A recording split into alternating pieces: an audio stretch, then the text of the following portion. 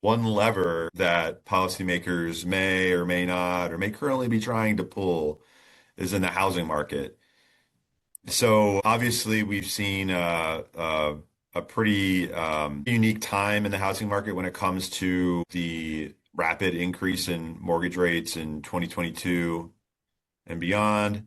Maybe now we're starting to settle into a new normal now. Tony, can you help explain what's going on with this chart and then kind of give us your view on kind of the broad landscape in housing? Sure.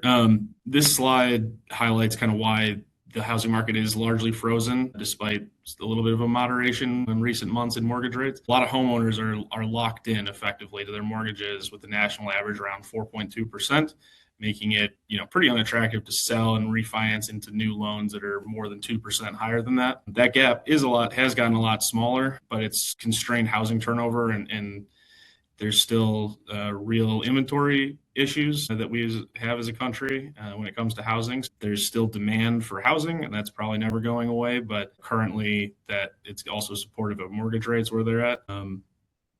The result right now is the sort of suppressed traction in volume is likely to keep prices pretty elevated unless mortgage rates fall meaningfully closer to existing homeowners locked in rates.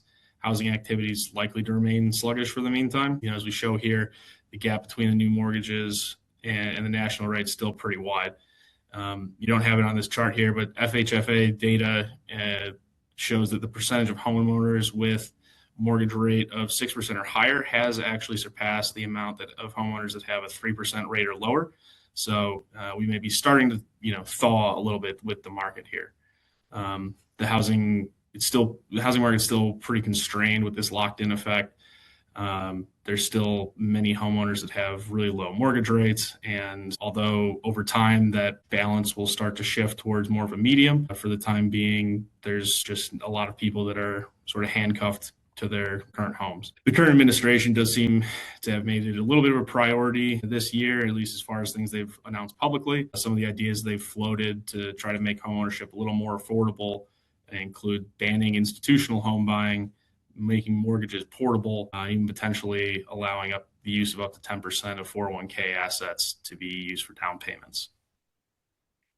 I think for a lot of Americans, 3.5% mortgage might be the best asset they own.